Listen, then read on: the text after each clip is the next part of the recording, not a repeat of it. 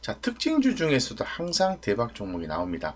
자, 가온전선 오늘 상한가 들어갔어요. 상한가 들어갔습니다. 좋네요. 그죠? 그리고 또 K사인, 정부 국제통역 백신 여권 논의 소식이 백신 여권을 부각된 게 K사인이에요. 그래서 K사인이 오늘 뭐 가온전선 상한가고 K사인이 어느 정도 올랐나요? 13% 올랐네요. 그죠? 네. 음, 좋네요. 그죠? 네. 보겠습니다.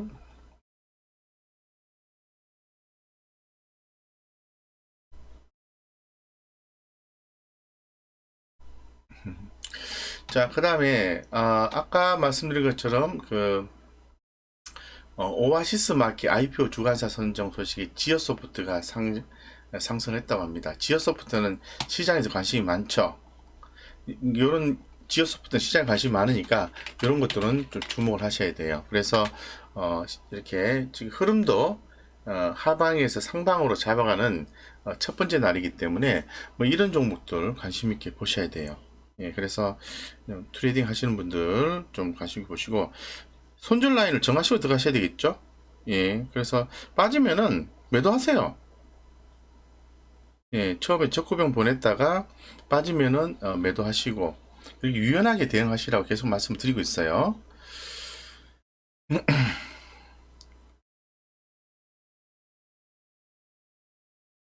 말씀을 드리고 있고, 자, 최근에 시장이 좋아서 사실은 상당히 수익 내기가 좀 수월한 것 같습니다. 자, 그 다음에 이제 SM-CNC 같은 경우에 네이버, 카카오, SM 엔터테인먼트 지분 인수 기대감이 강세다.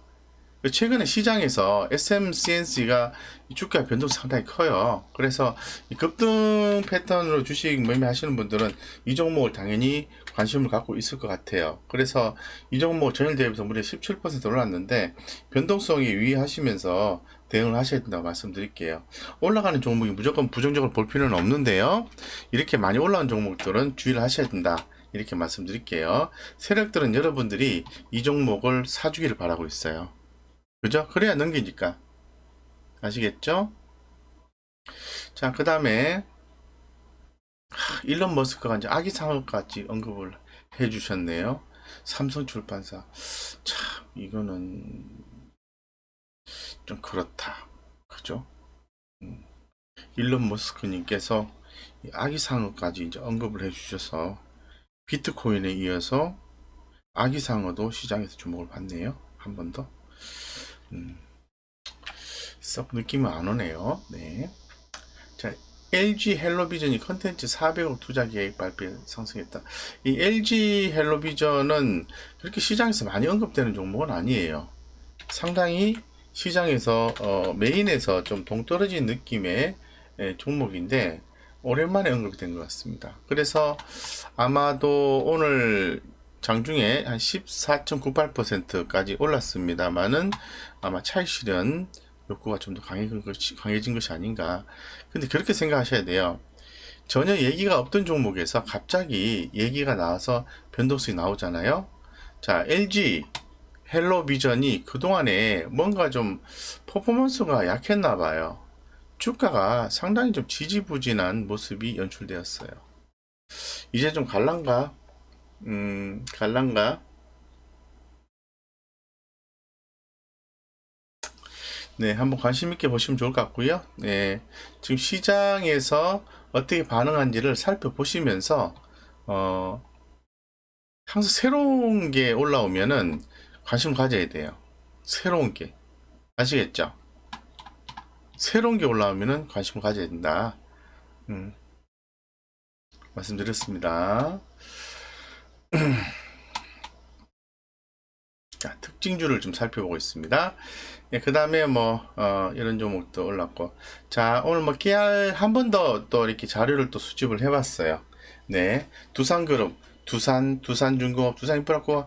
제가 기본적으로 말씀드렸죠. 원전 기대감 지속되는 가운데 분할 시너지 효과 기세. 제가 말씀드린 내용들을, 이게 강조한 내용들 있잖아요. 원전에 대한 기대감과 두산인프라코어.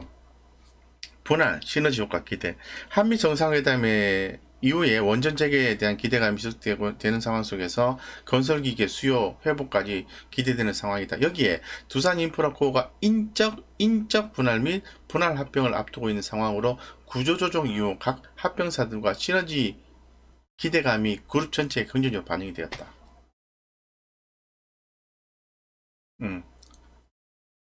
더 이상 두산중공업과 두산인프라코어는 제가 강조하지 않겠습니다. 이미 한참 오르고 그 전에도 말씀드려서 벌써 뒤늦게 들어가도 이미 두산중공업은 50% 넘게 수익이 나인 상태이기 때문에 가는 종목은 계속 보유를 하는 거예요. 일정 부분은 이익 실현을 하고, 그죠? 계속 가잖아요. 네, 계속 갑니다. 이게 단번에 끝날까요? 이슈가 끝났나요? 안 끝났죠? 계속 관심을 가지셔야 된다. 강조 말씀드렸습니다.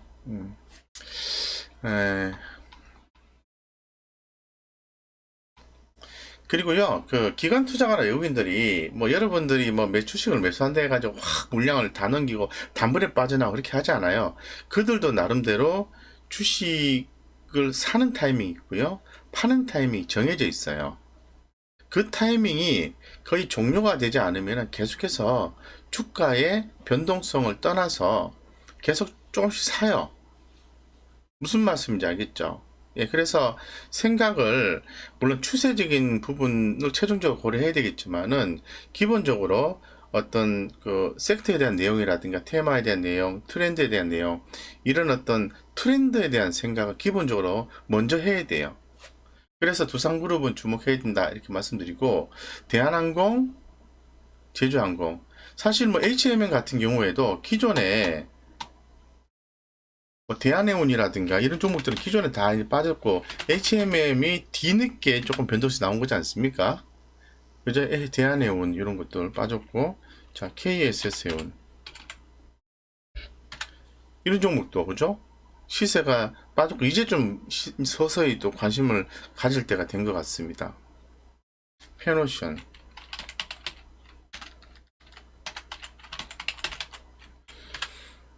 그죠? 근데 HMM은 어떻게 됐어요? 자, 사례를 들어볼게요. 우리가 HMM은 계속해서 추세가 안 깨지고 계속 올라갔어요. 자, 그러면은 뭔 얘기를 하고 싶냐면은, 추세가 유지가 되면은, 센티멘탈이 좀 꺼진다 하더라도 유지가 되면은 보유를 하시라는 거예요. 여기 보시면 이 빨간 선이요, 이 21선이거든요. 21선. 21선. 보이시죠? 안 보인다고? 보이시다. 자, 보세요. 보이시죠? 빨간 선 보이시죠? 21선. 20은 살아있잖아요. 현상적으로. 그러면은 HMM 살아있다고 보는 거고, 페노시는 21선 깨졌잖아요. 그럼 비중을 낮췄어야지. 그죠? 그러니까 처음에 우리가 해운주에 대해서 관심을 갖고 공략을 했던 것은 트렌드였어요. 트렌드 정의를 아시죠? 섹터에 대한 흐름이나 테마에 대한 흐름이나 전반적인 내용에 대한 흐름을 얘기하는 거죠. 공략을 했는데, 우리가 이제 추세가 깨지기 시작한 거예요. 센티멘탈이 탁 깨지고 추세가 깨졌는데, HMM만 흐름이 살아있는, 그럼 HMM만 놔두고 나머지는 보유해야 되는 거죠. 알겠죠? 항상 그런 식이어야 된다는 거죠. 사실 투자 원칙은 나름대로 여러 가지 기법이 있겠습니다만은, 다양한 기법을 사용하는 것보다는 몇 개의 기준을 동일하게 적용시키는 게 훨씬 더 성공 확률이 높지 않을까, 이렇게 개인적으로 생각하고 있습니다. 네, 그렇게 보시면 될 것 같고요. 네, 저는 그렇게 생각하니까. 그래서 대한항공, 제주항공, 대주항공은 또 다른 또 이슈가 또 있더라고요. 그죠? 네, 또 여러 가지 이슈가 있어서. 자, 건설주, 아까 GS건설, 어떻게 돼요? 이렇게 질문하신 분이 있는데, 보유하세요. 현대건설, GS건설, 대우건설, 정책 수혜 및 양호한 건설 경기 실사 지수 발표에 업황 호조 기대감. 응? 그리고 5월 건설 경기 실사 지수가 약 19년 만에 최대치를 기록하며 건설 경기가 회복 국면에 접어들었다는 기대감에 건설주가 주목을 받고 있다. 5월 청약 및 분양시장 상황이 향후에 전반적으로 실적이 개선된 것으로 보인다며 이야기를 하고 있다. 그러면 추세를 떠나가지고 건설주에 대해서 지금 현재 내용상으로 봤을 때 주목을 해야 돼요? 안 해야 돼요? 좋다. 한번 우리가 한번 고민을 해보는 시간을 짤막하게 가져봅시다. 지금 현재 상황까지 미래를 예측하지 말고 현재 상황까지 건설주는 매수해야 된다. 1번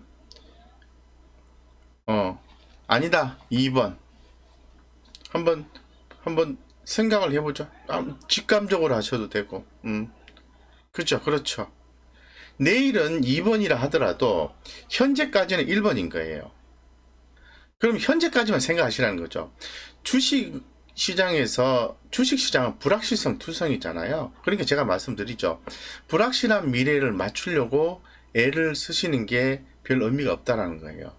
물론 HTS의 지표에 이런 것들이 있어요. 이런 컨텐츠가 있어요. 과거의 데이터를 가지고 현재 모양으로 봤을 때 과거의 데이터를 적용시키면 미래의 주가를 예측하는 그런 컨텐츠를 보신 적이 있을 것 같습니다. 그게 의미가 있나요? 의미가 없습니다. 근데 왜 그 컨텐츠를 만들어냈을까요?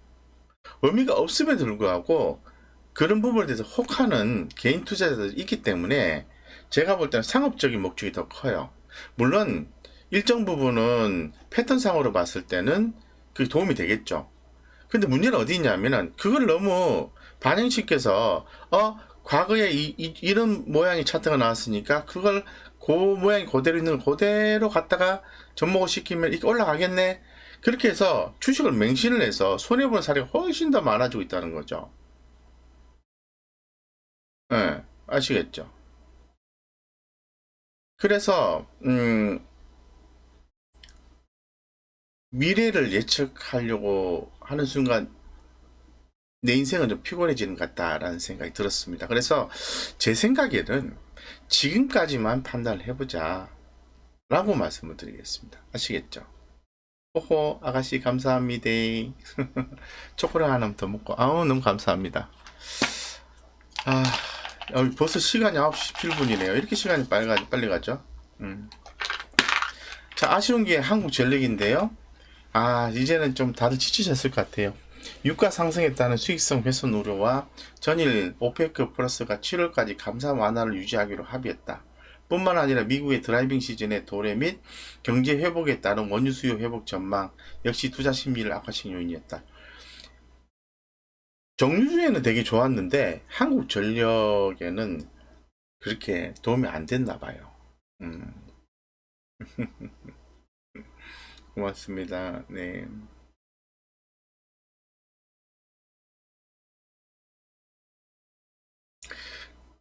원더리님, 왜 피곤해요? 왜 피곤하냐 하면 제가 볼 때는 너무 이렇게 막 너무 단타치게 하는 거 아니에요? 진짜.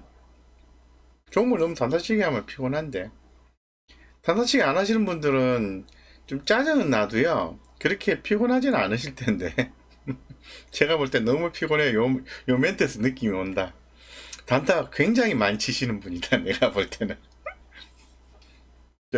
감수성도 풍부하시고. 좀 패턴을 바꿔보시는 것도 괜찮은 것 같아요. 피곤하면. 주식이 하는 게, 대응하기 너무 그러니까 대응하기 어렵다는 거는 종목 수가 작고, 빨리빨리 대응을 해야 되고 하기 때문에 그런 거예요. 아마 그런 패턴을 유지하기 때문에 그러신 것 같은데, 제가 늘 말한 것처럼 종목을 좀 많이, 한 10종목 정도로 예를 들어 한다. 그러면 하루에 한 2개 정도 버리고, 2개 정도 사고, 이런 식으로 해서 차분하게, 영향을 미치고, 한 종목이 변동성이 있다 하더라도 전체 계좌 수익에 영향을 미치는 게 비중이 작으면 되는 거죠. 그죠?